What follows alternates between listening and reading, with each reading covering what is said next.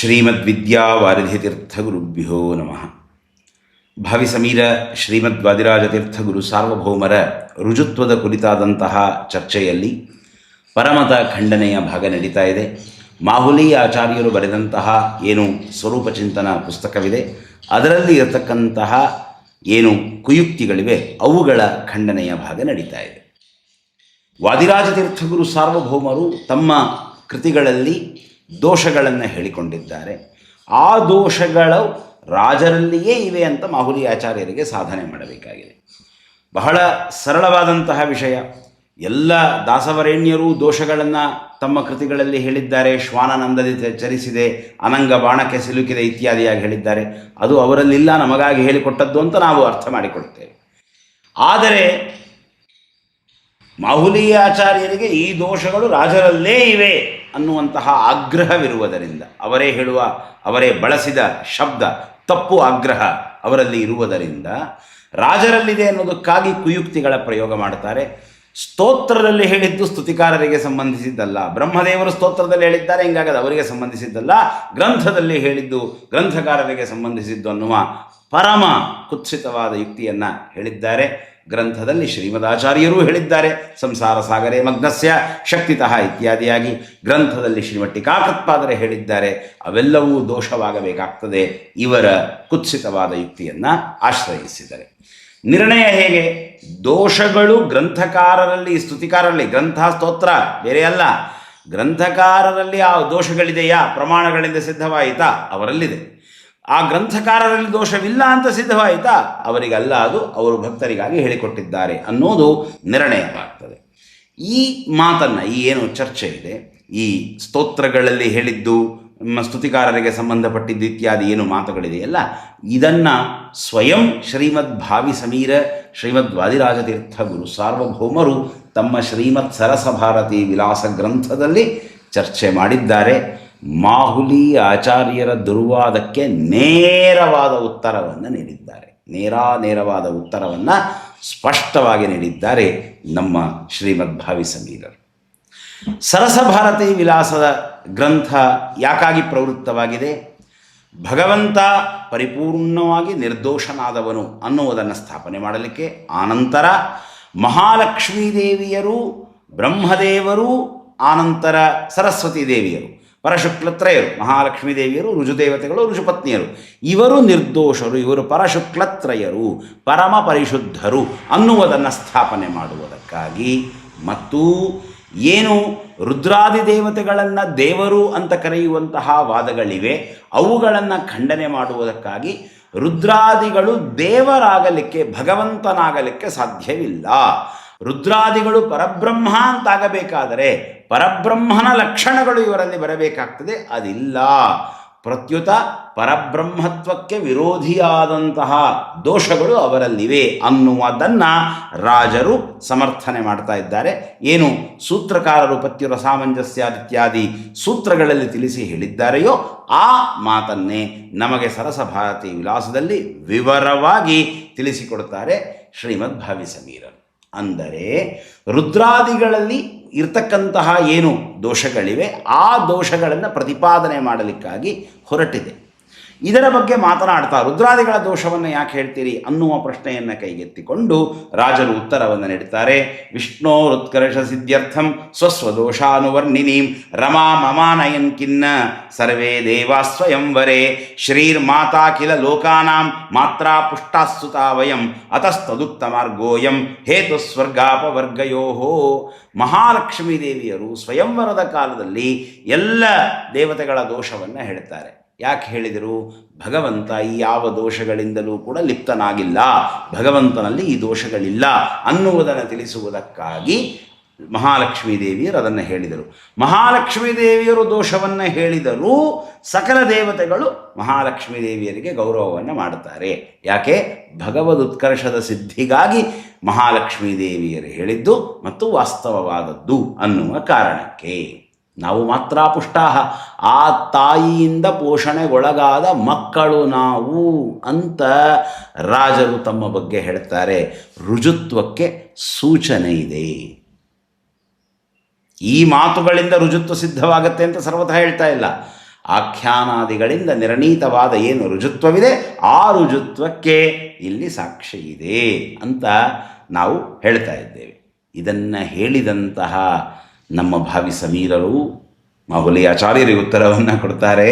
ಕೃಶಂಕೃತಘ್ನಂ ದುಷ್ಕರ್ಮ ಕಾರಿಣಂ ಪಾಪಭಾಜನಂ ಅಪರಾಧ ಸಹಸ್ರಾಣಾಮಾಕರಂ ಕರುಣಾಕರ ಕೃಪಯಾ ಮಾಂ ಕೇವಲಯ ಗೃಹಾಣ ಮಥುರಾಧಿಪ ಇತಿ ಸ್ವಪಿತರಿಶ್ರೀಶೇ ಭಕ್ತ್ಯಾ ಯಸ್ತು ಪಿತಾಮಹಃ ವ್ಯದರ್ಶಯತ್ ಸ್ವದೋಷನ್ನಃ ಕುಲವೃದ್ಧೋ ಗುರುಶ್ಚ ಸಹ ತಸ್ಮಾತ್ ಗುರುಣಾಂ ಆಚಾರೇ ಕುಲಾಚಾರೇ ಚ ಧೀಮತಾಂ ಸತಾಂ ವೃತ್ತಿರ್ಯತೋ ಯುಕ್ತ ತದುಕ್ತಂ ಸೂಕ್ತಮೇವ ನಃ.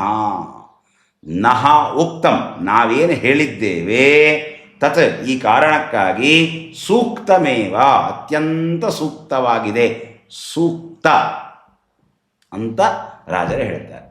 ಯಾವ ಕಾರಣಕ್ಕೆ ಅಂದರೆ ಬ್ರಹ್ಮದೇವರು ದೋಷಗಳನ್ನು ಹೇಳಿದ್ದಾರೆ. ಇತಿ ಸ್ವಪಿತರಿ ಶ್ರೀಶೇ ಭಕ್ತ್ಯಾಯಸ್ತು ಪಿತಾಮಹಃ ವ್ಯದರ್ಶಯತ್ ಸ್ವದೋಷಾನ್ನಃ. ಬ್ರಹ್ಮದೇವರು ತಮ್ಮ ದೋಷಗಳನ್ನು ಸ್ವದೋಷಾನ್ ಅಂತ ಹೇಳಿದ್ದಾರೆ. ಶಬ್ದದ ಅರ್ಥವನ್ನು ಪರಿಪೂರ್ಣವಾಗಿ ತಿಳಿಯೋಣ.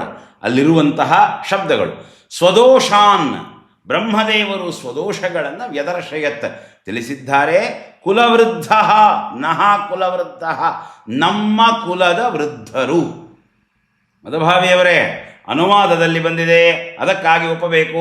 ಅನುವಾದಕ್ಕೆ ಶ್ರೀ ವಿಶ್ವೋತ್ತಮ ತೀರ್ಥ ಶ್ರೀಪಾದಂಗಳವರ ಅನುಗ್ರಹ ವಚನವಿದೆ, ಅದಕ್ಕಾಗಿ ಒಪ್ಪಬೇಕು ಅಂತ ಹೇಳ್ತಿರಲ್ಲ, ನಿಮಗಾಗಿ ಹೇಳಿಬಿಡ್ತೇನೆ. ನಿಮ್ಮ ಗುರುಗಳಿಗೆ ಪ್ರತ್ಯೇಕ ಉತ್ತರ ಕೊಡ್ತೇನೆ. ನಿಮ್ಮ ಗುರುಗಳು ಈ ರೀತಿ ಮಾತನಾಡಿಲ್ಲ, ಹೀಗಾಗಿ ಅವರಿಗೆ ಆ ಉತ್ತರ ಅಲ್ಲ, ನಿಮಗೆ ಆ ಉತ್ತರ. ಏನು ಉತ್ತರ? ಸಾಣೂರು ಭೀಮಭಟ್ಟರು ಇದಕ್ಕೆ ವ್ಯಾಖ್ಯಾನ ಬರೀಬೇಕಾದ್ರೆ, ಅನುವಾದವನ್ನು ಮಾಡಬೇಕಾದರೆ ರುಜುಕುಲವೃದ್ಧರು ಅಂತಲೇ ಬರೆದಿದ್ದಾರೆ. ನಿಮ್ಮ ವಾದವೇನು? ಸಾಣೂರು ಭೀಮಭಟ್ಟರು ಸಂಪ್ರತಿಪನ್ನ ವಿದ್ವಾಂಸರು, ವಿಶ್ವೋತ್ತಮ ತೀರ್ಥರಿಂದ ಅನುಗ್ರಹೀತರಾಗಿದ್ದಾರೆ, ಅದಕ್ಕಾಗಿ ಅವರ ಮಾತನ್ನು ಒಪ್ಪಬೇಕು. ಅವರು ಹೇಳಿದ ಆ ಅರ್ಥವನ್ನು ನಾವು ಒಪ್ತೇವೆ.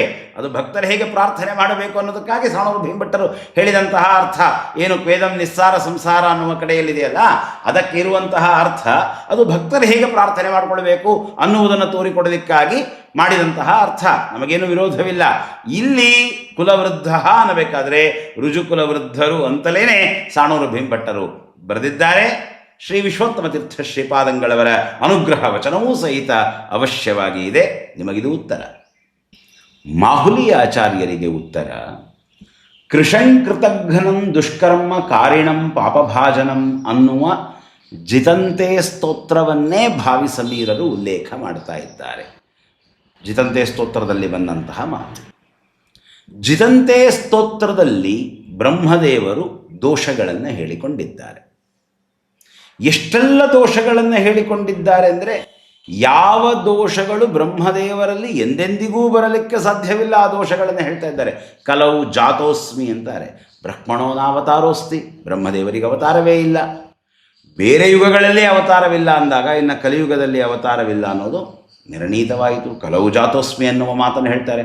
ಅಹಂ ಭೀತೋಸ್ಮಿ ದೇವೇಶ ಸಂಸಾರೇಸ್ಮಿನ್ ಭಯಾವಹೇ ಅಂತ ಹೇಳಿ ಸಂಸಾರದಿಂದ ಭೀತರಾಗಿದ್ದೇವೆ ಅಂತ ಹೇಳ್ತಾರೆ.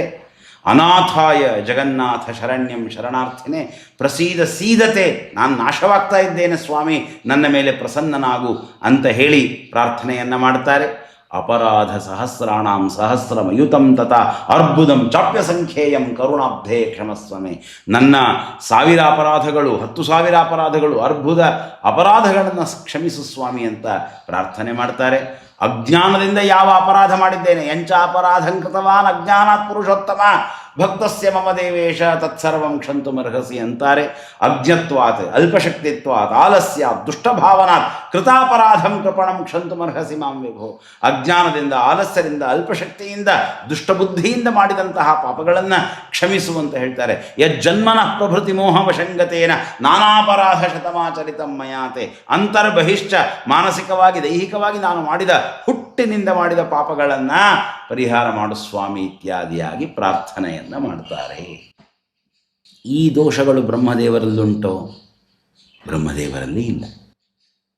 ರಾಜರು ಹೇಳ್ತಾರೆ, ಇತಿ ಸ್ವಪಿತರಿ ಶ್ರೀಶೇ, ತನ್ನ ತಂದೆಯಾದ ಭಗವಂತನಲ್ಲಿ. ನೋಡಿ, ಸ್ವಪಿತರಿ ಪರಮಾತ್ಮನನ್ನು ತಂದೆಯಂತ ಉಪಾಸನೆ ಮಾಡ್ತಾ, ಪಿತಾ ಮಾತಾ ಸಹೃದ್ ಬಂಧು ಆ ಮಾತು ಇದರೊಳಗಿದೆ. ತಮ್ಮ ತಂದೆಯಾದ ಭಗವಂತನಲ್ಲಿ ಭಕ್ತಿಯಾಯಸ್ತು ಪಿತಾಮಹ, ಭಕ್ತಿಯಿಂದ ಆ ಬ್ರಹ್ಮದೇವರು ವ್ಯದರ್ಶಯತ್ ಸ್ವದೋಷಾನ್, ತಮ್ಮ ದೋಷಗಳನ್ನು ಹೇಳಿದ್ದಾರೆ.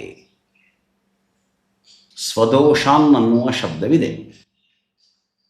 ವಿದ್ಯಾರ್ಥಿಗಳು ಗಮನ ಕೊಟ್ಟು ತಿಳಿಯಬೇಕಾದ ವಿಷಯ, ಈ ಸ್ವದೋಷಾನ್ ಇದೆಯಲ್ಲ, ಇದರ ಅರ್ಥವನ್ನು ನೆನಪಿಟ್ಕೊಳ್ಳಿ.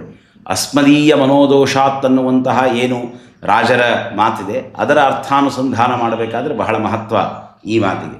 ಸ್ವದೋಷಾನ್, ತಮ್ಮ ದೋಷಗಳನ್ನು, ಸ್ವ ಅಂದರೆ ತಾನು ಅಂತ ಅರ್ಥ, ಸ್ವದೋಷಾನ್ ಅಂದರೆ ತಮ್ಮ ದೋಷಗಳನ್ನು ಬ್ರಹ್ಮದೇವರು ಹೇಳಿದ್ದಾರೆ. ಬ್ರಹ್ಮದೇವರೆಲ್ಲ ಆ ದೋಷಗಳಿದೆಯೋ? ಪ್ರಮಾಣಗಳಿಗೆ ವಿರುದ್ಧ. ಬ್ರಹ್ಮದೇವರು ನಿರ್ದೋಷರು. ರುಜೂಣಾಂ ಏಕ ಏವಾಸ್ತಿ, ಪರಮೋತ್ಸಾಹ ವರ್ಜನ ಅನ್ನುವ ದೋಷ ಬಿಟ್ಟರೆ ಬೇರೆ ದೋಷವಿಲ್ಲ.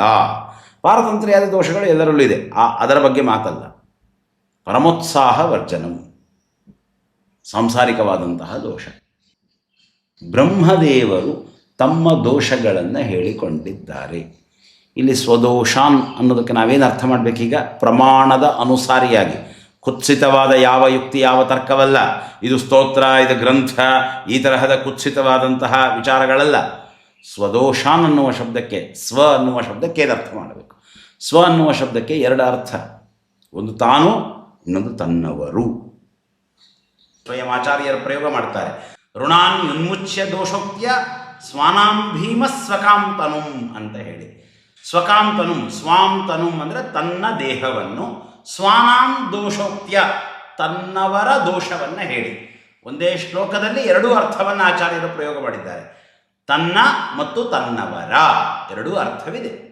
ಸ್ವಾನುದ್ಧರ್ತುಂ, ತಮ್ಮವರನ್ನು ಉದ್ಧರಿಸಲು ಅನ್ನುವ ಮಾತನ್ನು ನಾವು ಕೇಳ್ತೇವೆ. ಹಾಗಾದರೆ ಸ್ವದೋಷಾನ್ ಅಂದರೆ ತಮ್ಮವರ ದೋಷವನ್ನು. ಬ್ರಹ್ಮದೇವರಲ್ಲಿ ಯಾಕೆ ನಾವು ದೋಷವನ್ನು ಒಪ್ತಾ ಇಲ್ಲ? ಪ್ರಮಾಣಗಳಿಂದ ಒಪ್ತಾ ಇಲ್ಲ. ರಾಜರಲ್ಲಿ ಯಾಕೆ ನಾವು ದೋಷಗಳನ್ನು ಒಪ್ಪೋದಿಲ್ಲ? ಪ್ರಮಾಣಗಳಿಂದಲೇ, ರಾಜರ ವಾಕ್ಯಗಳಿಂದಲೇ. ಯಾವೆಲ್ಲ ಆಕ್ಷೇಪಗಳಿವೆ ಮಾಹುಲಿ ಆಚಾರ್ಯರದು, ಧರ್ಮತತ್ವಗಳಲ್ಲಿ ಸಂಶಯ ಇತ್ಯಾದಿ ಎಲ್ಲ ಹೇಳಿದ್ದಾರೆ, ಅವೆಲ್ಲದಕ್ಕೂ ರಾಜರ ವಾಕ್ಯಗಳನ್ನೇ ನೀಡುತ್ತೇವೆ. ರಾಜರ ವಾಕ್ಯದಿಂದಲೇ ಉತ್ತರವನ್ನು ನೀಡುತ್ತೇವೆ. ಸ್ವದೋಷಾನ್, ಸ್ವ ಅಂದರೆ ಇಲ್ಲಿ ಬ್ರಹ್ಮದೇವರಂತ ತೆಗೆದುಕೊಳ್ಳಲಿಕ್ಕೆ ಬರುವುದಿಲ್ಲ. ಬ್ರಹ್ಮದೇವರ ಸಂಬಂಧಿಗಳು, ಬ್ರಹ್ಮದೇವರ ಕಡೆಯವರು, ಬ್ರಹ್ಮದೇವರ ಭಕ್ತರು. ಬ್ರಹ್ಮದೇವರು ಯಾರೆಲ್ಲರನ್ನು ಮುಕ್ತಿಗೆ ಕರೆದುಕೊಂಡು ಹೋಗ್ತಾರೆಯೋ, ಯಾರೆಲ್ಲರಿಗೆ ಮುಕ್ತಿಯನ್ನು ಕರುಣಿಸ್ತಾರೆಯೋ ಅವರು ಇಲ್ಲಿ ಸ್ವಶಬ್ದದಿಂದ ವಾಚ್ಯರು. ಅವರಲ್ಲಿಯೂ ಕಲವು ಜಾತೋಸ್ಮಿ ಅನ್ನೋದು ಕಲಿಯಲ್ಲಿ ಹುಟ್ಟಿದವರಿಗೆ, ಕಲಿಗಾಲದಲ್ಲಿ ಹುಟ್ಟಿದವರಿಗೇನೆ. ಯಾರಲ್ಲಿ ಯಾವ ದೋಷಗಳಿವೆಯೋ ಅವರಲ್ಲಿ ಪ್ರಮಾಣಗಳಿಂದ ಸಿದ್ಧವಾಗಿದೆ, ಆದ್ದರಿಂದ ನಾವು ಅವರಲ್ಲಿ ದೋಷವನ್ನು ಒಪ್ತೇವೆ, ಭಕ್ತರಿಗಾಗಿ. ಇದು ಅರ್ಥ. ಬಹಳ ಸೂಕ್ಷ್ಮವಾದ ವಿಷಯ. ರಾಜರು ಸರಸಭಾರತಿ ವಿಲಾಸದಲ್ಲಿ ಮಾಡಿರುವುದೇನು? ರುದ್ರಾದಿಗಳ ದೋಷವನ್ನು ವರ್ಣನೆ ಮಾಡಿ ಈ ಕಾರಣಕ್ಕಾಗಿ ಇವರು ಭಗವಂತನಲ್ಲ ಅಂತ ಹೇಳ್ತಾ ಇದ್ದಾರೆ, ಪರಬ್ರಹ್ಮನಲ್ಲ ಅಂತ ಹೇಳ್ತಾ ಇದ್ದಾರೆ. ಮಹಾಲಕ್ಷ್ಮೀ ದೇವಿಯರು ಮಾಡಿರುವುದೇನು? ನಿಮ್ಮಲ್ಲಿ ಯಾರಲ್ಲಿಯೂ ಸಹಿತ ಪರಬ್ರಹ್ಮತ್ವವಿಲ್ಲ, ನೀವ್ಯಾರೂ ದೇವರಾಗಲಿಕ್ಕೆ ಸಾಧ್ಯವಿಲ್ಲ, ನಿಮ್ಮಲ್ಲಿ ದೋಷಗಳಿವೆ ಅಂತ ಹೇಳಿ ಹೇಳ್ತಾ ಇದ್ದಾರೆ. ಆದರೆ ಬ್ರಹ್ಮದೇವರು ಜಿತಂತೆ ಸ್ತೋತ್ರದಲ್ಲಿ ಮಾಡಿರುವುದೇನು? ತಮ್ಮ ಭಕ್ತರ ದೋಷಗಳನ್ನು ಭಗವಂತನ ಮುಂದೆ ಭಿನ್ನವಿಸಿಕೊಂಡಿದ್ದಾರೆ. ಹೇಗೆ? ನಾವು ಕ್ಷೇತ್ರಗಳಿಗೆ ಹೋದಾಗ ದೇವರಲ್ಲಿ ಪ್ರಾರ್ಥನೆ ಮಾಡ್ತೇವೆ. ನಾವಿಲ್ಲಿಗೆ ಬಂದಿದ್ದೇವೆ ಸ್ವಾಮಿ, ನಮ್ಮಿಂದ ಅಪಚಾರವಾಗಿದ್ದರೆ, ನನ್ನ ಹೆಂಡತಿ ಮಕ್ಕಳಿಂದ ಅಪಚಾರವಾಗಿದ್ದರೆ ಅದನ್ನು ಕ್ಷಮಿಸು. ಇನ್ನು ಅಪಚಾರವಾಗಿರೋದು ನಿರ್ಣಯವಾಗಿದ್ದಾಗ, ಸ್ವಾಮಿ ಇಂಥ ಅಪಚಾರವಾಗಿದೆ, ನಮ್ಮಿಂದ ಕ್ಷಮಿಸು. ಅಪಚಾರ ಮಾಡಿರೋದು ಮಗ, ಅಪಚಾರ ಮಾಡಿರೋದು ಮಗಳು, ಏನೋ ಪುಟ್ಟ ಮಕ್ಕಳೇನೋ ತಪ್ಪು ಮಾಡಿವೆ, ಆದರೆ ಕ್ಷಮೆಯನ್ನು ನಾವು ಬೇಡ್ತೇವೆ. ಹೇಗೋ ಹಾಗೆ ತಮ್ಮವರಿಗಾಗಿ ಬ್ರಹ್ಮದೇವರು ಕ್ಷಮೆಯನ್ನು ಕೇಳ್ತಾ ಇದ್ದಾರೆ.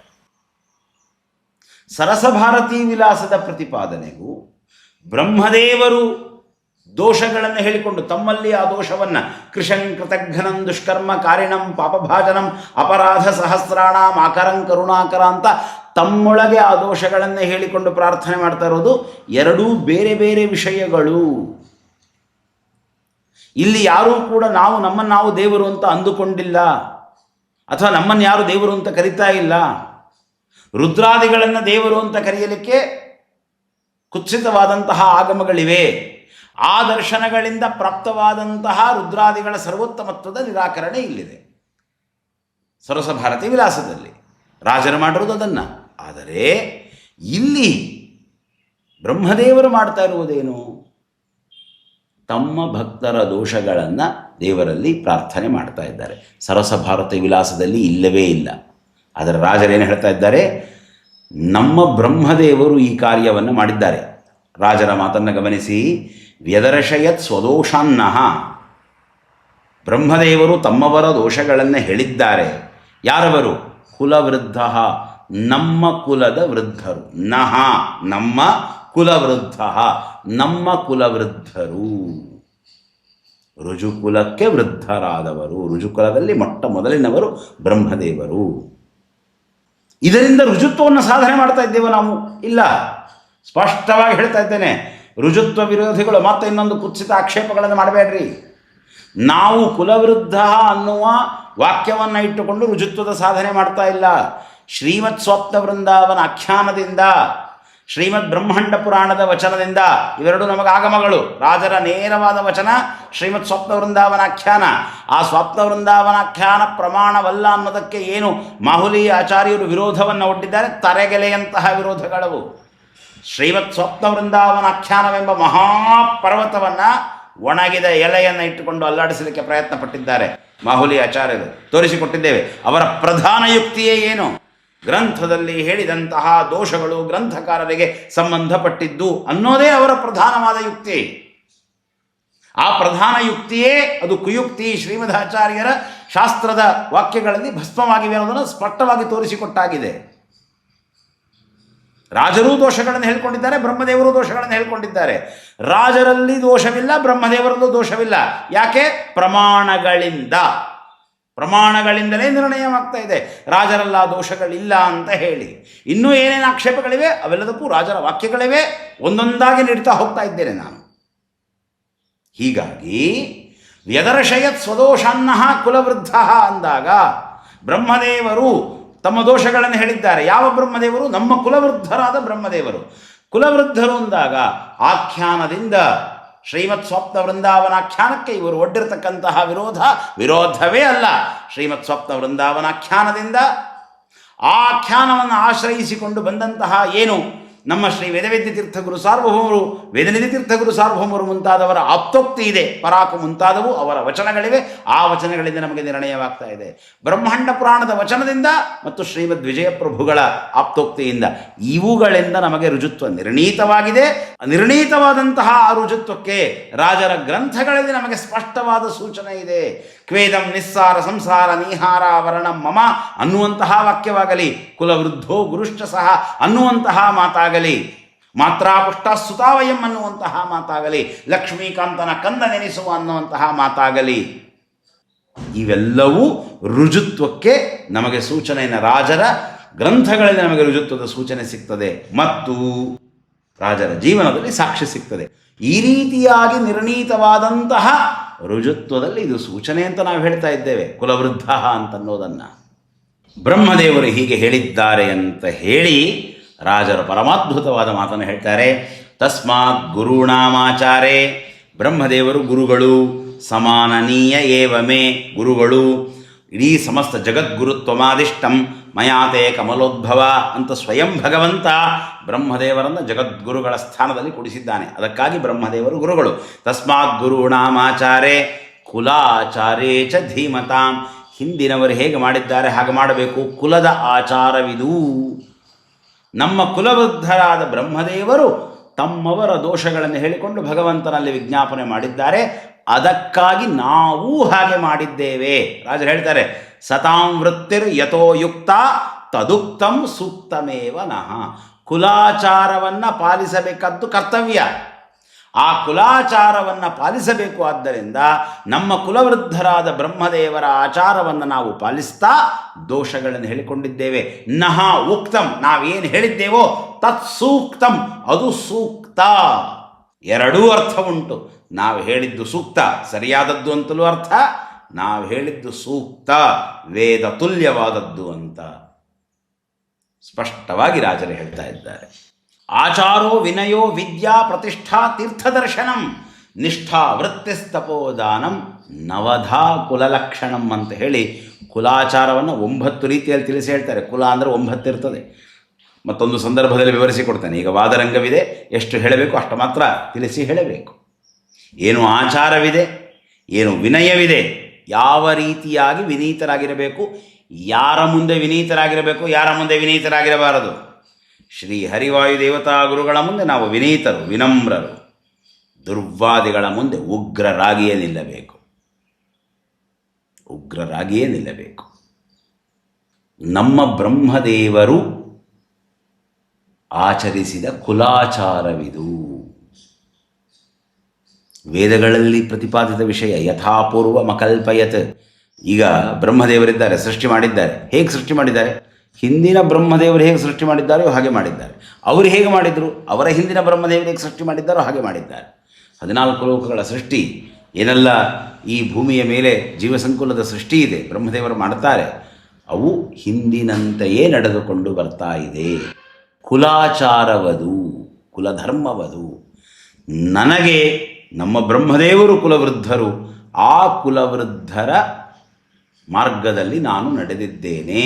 ಸತಾಂ ವೃತ್ತಿರ್ ಯಥೋ ಯುಕ್ತ ತದುಕ್ತಂ ಸೂಕ್ತಮೇವ ನಃ. ನಾವು ಹೇಳಿದ್ದು ಸೂಕ್ತ.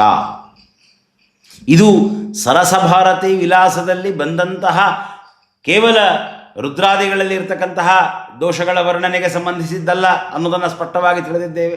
ಕಾರಣ ಜಿತಂತೆ ಸ್ತೋತ್ರದಲ್ಲಿ ಇಲ್ಲವೇ ಇಲ್ಲ. ಜಿತಂತೆ ಸ್ತೋತ್ರದಲ್ಲಿರೋದೇನು? ಹೇಗೆ ರಾಜರು ವಿದ್ಯಾ ದಾರಿದ್ರ್ಯ ದೋಷೇಣ ಇತ್ಯಾದಿಯಾಗಿ ಹೇಳಿದ್ದಾರೆ, ಅದೇ ತರಹದ ಮಾತುಗಳಿರೋದು. ವಿದ್ಯಾ ದಾರಿದ್ರ್ಯ ದೋಷ ತತ್ಸೈನ್ಯ ಭಿಕ್ಷುಕ ಅಂತನ್ನೋದು ಯಾರಿಗಾಗಿ? ಭಕ್ತರಿಗಾಗಿ. ಯಾಕೆ? ಬ್ರಹ್ಮದೇವರು ಹೇಳಿಕೊಂಡಿದ್ದಾರೆ. ಕೃಶಂ ಕೃತಘ್ನಂ ದುಷ್ಕರ್ಮ ಕಾರಿಣಂ. ತಮ್ಮನ್ನು ತಾವು ದೋಷಿಗಳು ಅಂತ ಹೇಳಿಕೊಂಡಿದ್ದಾರೆ. ದೋಷವಿದೆಯೋ? ಇಲ್ಲ. ಯಾರಿಗಾಗಿ? ಭಕ್ತರಿಗಾಗಿ. ಸ್ವದೋಷಾನ್, ಸ್ವಕೀಯರ ದೋಷವನ್ನು ಭಗವಂತನ ಮುಂದೆ ನಿವೇದನೆ ಮಾಡಿಕೊಳ್ತಾ ಇದ್ದಾರೆ ಬ್ರಹ್ಮದೇವರು. ಹಾಗೇ ಯಾವ ರೀತಿಯಾಗಿ ಶ್ರೀಮದಾಚಾರ್ಯರನ್ನು, ಶ್ರೀಮದಾಚಾರ್ಯರ ಶಿಷ್ಯ ಪರಂಪರೆಯನ್ನು ಆಶ್ರಯಿಸಬೇಕು ಅಂತನ್ನುವುದನ್ನು ನಮ್ಮ ಭಾವಿ ಸಮೀರರು ತಮ್ಮ ಗ್ರಂಥಗಳಲ್ಲಿ ಹೇಳಿಕೊಟ್ಟಿದ್ದಾರೆ. ಆಯಾ ಸಮಸ್ಮನ್ ಮೃದುಮಾನಸಸ್ಯ ಇತ್ಯಾದಿಯಾಗಿ, ವಿದ್ಯಾ ದಾರಿದ್ರ್ಯ ದೋಷೇಣ ಇತ್ಯಾದಿಯಾಗಿ, ವಾಯುಸ್ತುತಿ ರತಿರ್ನಿತ್ಯಂ ಇತ್ಯಾದಿಯಾಗಿ. ನಾನು ವಾಯುಸ್ತುತಿ ಓದಿ ನನಗೆ ಜ್ಞಾನ ಬಂದಿದೆಯಪ್ಪ ಅಂತ ರಾಜರು ಹೇಳಿದಾಗ ನಮಗೆ ವಾಯುಸ್ತುತಿಯಲ್ಲಿ ಶ್ರದ್ಧೆ ಬರ್ತದೆ. ತಥಾಪಿ ತತ್ ಕೃಪಾಭಾಜಾನ್ ತಚ್ಛಿಷ್ಯ ಕರುಣಾಬಲಾತ್ ಅಂತ ಸ್ವಯಂ ರಾಜರೇ ಹೇಳಿದಾಗ ಶ್ರೀಮದಾಚಾರ್ಯರ ಕಾರುಣ್ಯವನ್ನು ಪಡೆಯಲಿಕ್ಕೆ ಶ್ರೀಮದಾಚಾರ್ಯರ ಶಿಷ್ಯರಾದ ಶ್ರೀಮತ್ ತ್ರಿವಿಕ್ರಮ ಪಂಡಿತಾಚಾರ್ಯರೇ ಮೊದಲಾದ ಮಹಾಜ್ಞಾನಿಗಳ ಪಾದಗಳನ್ನು ಆಶ್ರಯಿಸಬೇಕು ಅನ್ನುವುದು ನಮಗೆ ದೃಢವಾಗ್ತದೆ. ರಾಜರು ಆಚರಿಸಿ ತೋರಿಸಿದ್ದಾರೆ. ಭಗವಂತ ಸಂಧ್ಯಾವಂದನೆ ಮಾಡಿ ತೋರಿದ ಹಾಗೆ ಕೃಷ್ಣಾವತಾರದಲ್ಲಿ ಸಂಧ್ಯಾವಂದನೆ ದೇವರ ಪೂಜೆಗಳನ್ನು ಸ್ವಾಮಿ ಮಾಡ್ತಾ ಇದ್ದ, ರಾಮಾವತಾರದಲ್ಲಿ ಮಾಡ್ತಾ ಇದ್ದ. ವಿಧಿ ನಿಷೇಧಗಳಿಂದ ಅತೀತನಾದ ಭಗವಂತ ಯಾಕೆ ಮಾಡಬೇಕು? ನಮಗೆ ಹೇಳಿಕೊಟ್ಟ. ಭೀಮಸೇನ ದೇವರ ಅವತರಣ ಮಾಡಿ ಬಂದು ಧರ್ಮರಾಜರ ಮುಂದೆ ಭಾಗಿ ನಿಲ್ತಾ ಇದ್ರು. ಧರ್ಮರಾಜರ ಆಜ್ಞೆಯನ್ನು ಪರಿಪಾಲನೆ ಮಾಡ್ತಾ ಇದ್ರು. ಹನುಮಂತ ದೇವರು 100 ಯೋಜನ ಸಮುದ್ರವನ್ನು ದಾಟಿದ ಆ ಮಹಾಪರಾಕ್ರಮಿ ಸುಗ್ರೀವರ ಸಚಿವರಾಗಿ ಸುಗ್ರೀವರು ಹೇಳಿದ ಕಾರ್ಯವನ್ನು ಮಾಡ್ತಾ ಇದ್ರು. ಆಜ್ಞೆಯನ್ನು ಪರಿಪಾಲನೆ ಮಾಡ್ತಾ ಇದ್ರು. ಯಾಕೆ? ಆ ಸ್ಥಾನದಲ್ಲಿದ್ದಾಗ ಅವರಿಗೆ ಗೌರವವನ್ನು ನೀಡಬೇಕು. ಇದನ್ನು ದೊಡ್ಡವರೇ ಆಚರಿಸಿ ತೋರಿಸಿಕೊಟ್ಟಿದ್ದಾರೆ. ಸ್ವಯಂ ರಾಜರಾಚರಿಸಿದ್ದಾರೆ. ಆಗ ನಮಗೆ ಈ ಎಲ್ಲ ಮಹಾನುಭಾವರಲ್ಲಿ ಮತ್ತಷ್ಟು ದಾರ್ಢ್ಯ ಬರ್ತದೆ. ಆ ಗ್ರಂಥಗಳಲ್ಲಿ ನಮಗೆ ದಾರ್ಢ್ಯ ಬಂದು ಅವುಗಳನ್ನು ಆಶ್ರಯಿಸಿ ಮುಕ್ತಿಯನ್ನು ಪಡಿತೇವೆ. ಯಾಕೆ ಗೊತ್ತಾ? ವಾಯುಸ್ತುತಿ ಏನಿದೆ, ಸಂರಾಧ್ಯಾಮೂನಮಂತಿ ಪ್ರತತಮತಿ ಗುಣ ಮುಕ್ತಿ ಮೇತೆ ವ್ರಜಂತಿ. ವಾಯುಸ್ತುತಿ ಮೋಕ್ಷಪ್ರದವಾದದ್ದು. ಮೋಕ್ಷಪ್ರದವಾಗಬೇಕಾದರೆ ಆ ಪರಿಯ ಭಕ್ತಿಯನ್ನು ನಾವು ಪಂಡಿತಾಚಾರ್ಯರಲ್ಲಿ ಮಾಡಬೇಕು, ಗ್ರಂಥಕರ್ತೃಗಳಲ್ಲಿ ಮಾಡಬೇಕು. ಸಜ್ಜನರಿಗೆ ದಾರಿದೀಪವಾಗಲಿಕ್ಕೆ ನಾವು ದೋಷಗಳನ್ನು ಹೇಳಿಕೊಂಡಿದ್ದೇವೆ. ರಾಜರು ಯಾವ ವಿಷಯದ ಬಗ್ಗೆ ಮಾತನಾಡ್ತಾ ಇದ್ದಾರೆ? ಭಕ್ತರಿಗಾಗಿ ಬ್ರಹ್ಮದೇವರು ಆಡಿದ ದೋಷಗಳ ಬಗ್ಗೆ ಮಾತನಾಡ್ತಾ ಇದ್ದಾರೆ. ಸರಸಭಾರತಿ ವಿಲಾಸದಲ್ಲಿ ಪ್ರಧಾನವಾಗಿ ಆ ವಿಷಯ ಬಂದಿದೆಯೋ? ಇಲ್ಲ. ಸರಸ ಭಾರತಿ ವಿಲಾಸ ಗ್ರಂಥವಾಗಲಿ ಯುಕ್ತಿಮಲ್ಲಿಕಾದಿ ಗ್ರಂಥಗಳಾಗಲಿ ಅಲ್ಲೇನು ಭಕ್ತರ ಶಿಕ್ಷಣಕ್ಕಾಗಿ ರಾಜರು ವಿದ್ಯಾ ದಾರಿದ್ರ್ಯ ದೋಷೇಣ ಇತ್ಯಾದಿಯಾಗಿ ಹೇಳಿದ್ದಾರೆ, ಅದು ಬ್ರಹ್ಮದೇವರು ಮಾಡಿದ ಜಿತಂತೆ ಸ್ತೋತ್ರದಂತೆ ಅರ್ಥ ಮಾಡಿಕೊಳ್ಳಬೇಕು ಎನ್ನುವುದನ್ನು ನಾನು ಹೇಳ್ತಾ ಇರೋದಲ್ಲ, ಮತ್ತೊಬ್ಬರು ಹೇಳ್ತಾ ಇರೋದಲ್ಲ, ಸಾಕ್ಷಾತ್ ಶ್ರೀಮದ್ಭಾವಿಸವೀರ ಶ್ರೀ ವಾದಿರಾಜತೀರ್ಥ ಗುರು ಸಾರ್ವಭೌಮರು ಹೇಳಿಕೊಡ್ತಾ ಇದ್ದಾರೆ. ತಸ್ಮಾತ್ ಗುರುಣಾಮಾಚಾರೇ ಕುಲಾಚಾರೇ ಚ ಧೀಮತಾಂ. ನಮ್ಮ ಕುಲಾಚಾರವಿದು. ಶ್ರೀಮದಾನಂದತೀರ್ಥ ಭಗವತ್ಪಾದಾಚಾರ್ಯರೂ ಪಾಲಿಸಿದ್ದಾರೆ ಕುಲಾಚಾರ ಅನ್ನುವುದಕ್ಕೆ. ಸಂಸಾರ ಸಾಗರೇ ಮಗ್ನಸ್ಯ ಅಂತ ಹೇಳಿ ಭಗವಂತನ ಕೃಪೆ ಇಲ್ಲದೆ ಭಗವಂತನ ಮಾತುಗಳಿಗೆ ಅರ್ಥ ಹೇಳಲಿಕ್ಕೆ ಸಾಧ್ಯವಿಲ್ಲ. ಪ್ರತಿಯೊಬ್ಬರೂ ಭಗವಂತನ ಮಾತಿಗೆ ಅರ್ಥವನ್ನು ತಿಳಿದು ಭಗವಂತನ ಮಾತನ್ನು ಶಿಷ್ಯರಿಗೆ ಉಪದೇಶ ಮಾಡಿದಾಗಲೇ ಮುಕ್ತಿ. ಯೈದಂ ಪರಮಂ ಪುಣ್ಯಂ ಮದ್ಭಕ್ತೇಶ್ವವಿಧಾಸ್ಯತಿ. ಸ್ವಾಮಿಯ ಆದೇಶವಿದೆ. ದೇವರ ಮಾತನ್ನು ಅರ್ಥ ಮಾಡಿಕೊಳ್ಳಬೇಕಿಂತ ನಮಗೆ ಹೆಂಗೆ ಬರ್ತದೆ? ಶ್ರೀಮದಾಚಾರ್ಯರು ತೋರಿಸಿಕೊಟ್ಟರು. ಸಂಸಾರ ಸಾಗರ ಮಗ್ನರಾದರೂ ಭಗವಂತನಲ್ಲಿ ಪ್ರಾರ್ಥನೆ ಮಾಡಿ ಅವನ ಕೃಪೆಯನ್ನು ಪಡಿರಿ, ಅವನ ಪ್ರಸಾದವನ್ನು ಪಡಿರಿ. ಮೊದಲಿಗೆ ಆ ಭಗವಂತನ ಕಾರುಣ್ಯವನ್ನು ಪಡೆದುಕೊಂಡು ಆ ತತ್ಪ್ರಸಾದ ಬಲೋದ್ಧತಃ ಆ ಭಗವಂತನ ಪ್ರಸಾದವನ್ನು ಆಶ್ರಯಿಸಿ ಗ್ರಂಥಗಳಿಗೆ ವ್ಯಾಖ್ಯಾನವನ್ನು ಮಾಡಿ ಶ್ರೀಮದಾಚಾರ್ಯರು ಮಾಡಿದ್ದಾರೆ, ನಮ್ಮ ರಾಜರು ಮಾಡಿಕೊಟ್ಟಿದ್ದಾರೆ. ಈಗ ಮಾಹುಲಿ ಆಚಾರ್ಯರಿಗೆ ಪ್ರಶ್ನೆ. ಮಾಹುಲಿ ಆಚಾರ್ಯರಿದೆಲ್ಲವನ್ನು ನೋಡಿದ್ದಾರೆ. ಸತ್ಯಾತ್ಮರ ಗುರುಗಳಾದ ಅವರಿಗೆ ಎಲ್ಲವನ್ನೂ ಇವರು ಓದಿದ್ದಾರೆ ಅಂತ ಅವರ ಶಿಷ್ಯರೂ ಸಹಿತ ವರ್ಣನೆ ಮಾಡಿದ್ದಾರೆ. ಈ ಗ್ರಂಥಗಳನ್ನು ಓದಿದ್ದೇನೆ ಅಂತ ಹೇಳಿ ಉಲ್ಲೇಖವನ್ನು ಸಹಿತ ತಮ್ಮ ಪ್ರವಚನಗಳಲ್ಲಿ ಮಾಹುಲಿ ಆಚಾರ್ಯರು ಸ್ಪಷ್ಟವಾಗಿ ಮಾಡಿದ್ದಾರೆ. ಇಷ್ಟು ಸ್ಪಷ್ಟವಾಗಿ ನಮ್ಮ ಭಾವಿ ಸಮೀರರು ಜಿತಂತೆ ಸ್ತೋತ್ರದಂತೆ ನಮ್ಮ ಮಾತನ್ನು ಅರ್ಥ ಮಾಡಿಕೊಳ್ಳಬೇಕು. ನಹ ಉಕ್ತಂ, ನಾವು ಹೇಳಿದ್ದು ಸೂಕ್ತಮೇವ, ಸೂಕ್ತವೇ. ಯಾಕೆ? ನಾನು ಕುಲಾಚಾರವನ್ನು ಪಾಲಿಸಿದ್ದೇನೆ. ಏನದು ಕುಲಾಚಾರ? ನನ್ನ ಕುಲವೃದ್ಧರಾದ ಬ್ರಹ್ಮದೇವರು ಸ್ವದೋಷಾನ್, ತಮ್ಮವರ ದೋಷಗಳನ್ನು ಭಗವಂತನ ಮುಂದೆ ವಿಜ್ಞಾಪನೆ ಮಾಡಿಕೊಂಡಿದ್ದಾರೆ. ವ್ಯದರ್ಶಯತ್ ಸ್ವದೋಷಾನ್ನಃ ಕುಲವೃದ್ಧೋ ಗುರುಶ್ಚ ಸಹ. ದೇವರ ಮುಂದೆ ಆ ದೋಷಗಳನ್ನು ಪ್ರದರ್ಶನ ಮಾಡಿದ್ದಾರೆ. ಜಿತಂತೆ ಸ್ತೋತ್ರದಂತೆ ಇವನ್ನು ಅರ್ಥ ಮಾಡಿಕೊಳ್ಳಬೇಕು ಅಂತ ಪರಿಸ್ಪಷ್ಟವಾಗಿ ಶ್ರೀಮದ್ ಭಾವಿ ಸಮೀರರು ತಿಳಿಸಿದ ಬಳಿಕವೂ ಸ್ತೋತ್ರ ಬೇರೆ, ಗ್ರಂಥ ಬೇರೆ. ಸ್ತೋತ್ರದಲ್ಲಿ ಹೇಳಿದ್ದು ಸ್ತುತಿಕಾರನಿಗೆ ಸಂಬಂಧಿಸಿದ್ದಲ್ಲ, ಗ್ರಂಥಗಳಲ್ಲಿ ಹೇಳಿದ್ದು ಗ್ರಂಥಕಾರರಿಗೆ ಸಂಬಂಧಿಸಿದ್ದು ಅನ್ನುವ ಕುತ್ಸಿತವಾದಂತಹ ಯುಕ್ತಿಗಳನ್ನು ಮಾಹುಲಿ ಆಚಾರ್ಯರು ತಮ್ಮ ಗ್ರಂಥದಲ್ಲಿ ಹೇಳಿದ್ದಾರಲ್ಲ, ಇದು ವಂಚನೆಯಲ್ಲದೆ ಮತ್ತೇನು? ಇದು ವಂಚನೆಯಲ್ಲದೆ ಮತ್ತೇನು? ಅನ್ಯಥಾ ಸ್ಥಿತಸ್ಯ ವಸ್ತುನಃ, ಇರೋದು ಬೇರೆ ರೀತಿಯಾಗಿದೆ, ಅದನ್ನು ಅನ್ಯಥಾರೂಪೇಣ ಕಥನಾದಿನ, ಬೇರೆ ರೂಪದಲ್ಲಿ ಅದನ್ನು ಹೇಳ್ತಾ ಅನ್ಯಜನ ವ್ಯಾಮೋಹನ ವಂಚನಂ. ಇರೋದು ಒಂದು, ತೋರಿಸುವುದೊಂದು. ಇರೋದೇನು? ಜಿತಂತೆ ಸ್ತೋತ್ರದಂತೆ ನಮ್ಮ ಮಾತನ್ನು ಅರ್ಥ ಮಾಡಿಕೊಳ್ಳಬೇಕು. ರಾಜರು ಹೇಳ್ತಾ ಇದ್ದಾರೆ. ಮಾಹುಲಿ ಆಚಾರ್ಯರು ಹೇಳ್ತಾ ಇರೋದೇನು? ಜಿತಂತೆ ಸ್ತೋತ್ರದಂತೆ ಅರ್ಥ ಮಾಡಿಕೊಳ್ಳಬಾರದು. ಜಿತಂತೆ ಸ್ತೋತ್ರದಲ್ಲಿ ಹೇಳಿದ್ದಕ್ಕೂ ಇದಕ್ಕೂ ಸಂಬಂಧವಿಲ್ಲ. ಜಿತಂತೆ ಸ್ತೋತ್ರದಲ್ಲಿ ಹೇಳಿದ್ದು ಬ್ರಹ್ಮದೇವರಿಗೆ ಸಂಬಂಧಿಸಿಲ್ಲ, ಇದು ವಾದಿರಾಜನಿಗೇ ಸಂಬಂಧಿಸಿದ್ದು. ಇದನ್ನೇ ವಂಚನೆ ಅಂತ ಕರೆಯುವುದು. ರಾಜರ ಈ ಮಾತು ಎಲ್ಲದಕ್ಕೂ ಉತ್ತರವಾಯಿತು. ಇಲ್ಲ, ನಾವಿದನ್ನು ಇಲ್ಲಿ ಮಾತ್ರ ಅನ್ವಯ ಮಾಡ್ತೀನಿ, ಬೇರೆ ಕಡೆಗೆ ತೆಗೆದುಕೊಳ್ಳೋದಿಲ್ಲ ಅನ್ನುವ ಹಾಗಿಲ್ಲ. ರಾಜರೇ ಹೇಳ್ತಾರೆ, ಏಕತ್ರ ನಿರ್ಣೀತ ಶಾಸ್ತ್ರಾರ್ಥ ಅಪರತ್ರಾಪಿ ತಿಳಿದೂಕು. ಒಂದು ಶಾಸ್ತ್ರಾರ್ಥ ಒಂದು ಕಡೆಯಲ್ಲಿ ನಿರ್ಣೀತವಾದಾಗ ಅದು ಎಲ್ಲೆಲ್ಲಿ ಪ್ರಸಕ್ತವಾಗ್ತದೆಯೋ ಎಲ್ಲ ಕಡೆಯಲ್ಲಿಯೂ ಅದನ್ನು ಆ ರೀತಿಯಲ್ಲೇ ತೆಗೆದುಕೊಳ್ಳಬೇಕು. ಬ್ರಹ್ಮದೇವರು ಜಿತಂತೆ ಸ್ತೋತ್ರದಲ್ಲಿ ಹೇಳಿಕೊಂಡ ದೋಷಗಳು ಬ್ರಹ್ಮದೇವರಲ್ಲಿದೆಯೋ? ಬ್ರಹ್ಮದೇವರಲ್ಲಿಲ್ಲ. ಯಾಕೆ? ಪ್ರಮಾಣಗಳಿಂದ ಇಲ್ಲ. ಶ್ರೀಮದ್ ವಾದಿರಾಜತೀರ್ಥಗುರು ಸಾರ್ವಭೌಮರು ತಮ್ಮ ಗ್ರಂಥಗಳಲ್ಲಿ ಹೇಳಿಕೊಂಡಂತಹ ದೋಷಗಳು ಶ್ರೀಮದ್ ವಾದಿರಾಜತೀರ್ಥಗುರು ಸಾರ್ವಭೌಮರಲ್ಲಿದೆಯೋ? ಇಲ್ಲ. ಯಾಕಿಲ್ಲ?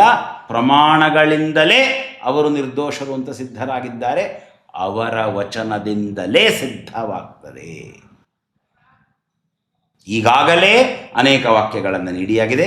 ಕ್ವೇದಂ ನಿಸ್ಸಾರ ಸಂಸಾರ ನೀಹಾರಾವರಣಂ ಮಮ ಅನ್ನೋದು ರುಜುತ್ವಕ್ಕೆ ಪ್ರಬಲ ಸೂಚಕ. ಸಂಸಾರದ ಬಾಧೆ ನಮಗಿಲ್ಲ ಅನ್ನುವುದನ್ನು ಸ್ಪಷ್ಟವಾಗಿ ರಾಜರು ಹೇಳಿದ್ದಾರೆ. ಸಂಸಾರ ದಗ್ಧಪಟಾಯಮಾನವಾಗಿರುವುದು, ಸಂಸಾರ ಅಕಾರ್ಯಕಾರಿಯಾಗಿರುವುದು, ರುಜುಗಳಲ್ಲಿ ಮಾತ್ರ ಆ ರುಜುಧರ್ಮವನ್ನು ಹೇಳ್ತಾ ಇದ್ದಾರೆ ಅವರು. ಕುಲವೃದ್ಧ ಅನ್ನುವ ಮಾತು ಹೇಳ್ತಾ ಇದ್ದಾರೆ, ಮಾತ್ರ ಪುಷ್ಟಾಹ ಅಂತ ಹೇಳ್ತಾ ಇದ್ದಾರೆ. ಈಗಾಗಲೇ ಆ ಮಾತುಗಳನ್ನು ತಿಳಿದಿದ್ದೇವೆ. ರಾಜರಲ್ಲಿ ದೋಷಗಳಿಲ್ಲ ಅನ್ನುವುದು ರಾಜರ ಮಾತುಗಳಿಂದಲೇ ನಿರ್ಣಯವಾಗತ್ತೆ. ಇನ್ನು ಏನು ವಿದ್ಯಾ ದಾರಿದ್ರ್ಯ ದೋಷ ವಾಸ್ತವವಾಗಿದೆ ಅಂತ ಮಾಹುಲಿ ಆಚಾರ್ಯರು ಹೇಳ್ತಾರೆ, ಅದಕ್ಕೂ ಸಹಿತ ರಾಜರಿಗೆ ಧರ್ಮತತ್ವಗಳಲ್ಲಿ ಸಂಶಯಗಳಿವೆ ಅಂತ ಮಾಹುಲಿ ಆಚಾರ್ಯರು ಹೇಳ್ತಾರೆ, ಅದಕ್ಕೂ ಸಹಿತ ಸಾಕ್ಷಾತ್ ರಾಜರೇ ಉತ್ತರವನ್ನು ನೀಡಿದ್ದಾರೆ.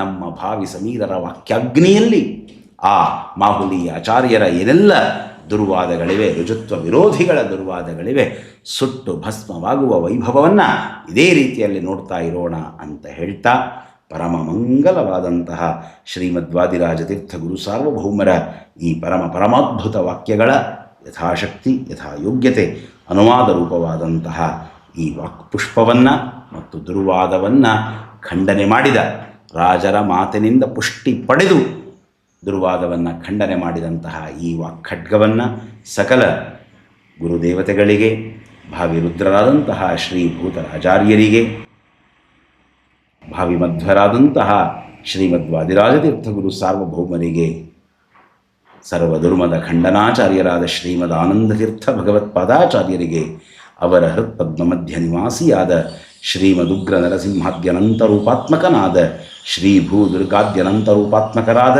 ಶ್ರೀ ಮಹಾಲಕ್ಷ್ಮೀ ದೇವಿಯರಿಂದ ಸಂಪೂಜಿತ ಚರಣನಾದ ಶ್ರೀ ವಿಷ್ಣುನಾಮಕನಾದ ಭಗವಂತನಿಗೆ ಸಮರ್ಪಣೆ ಮಾಡ್ತೇನೆ. ಗುರುವಂತರ್ಗತ ಮಧ್ವಾಂತರ್ಗತ ಶ್ರೀಕೃಷ್ಣಾರ್ಪಣಮಸ್ತು.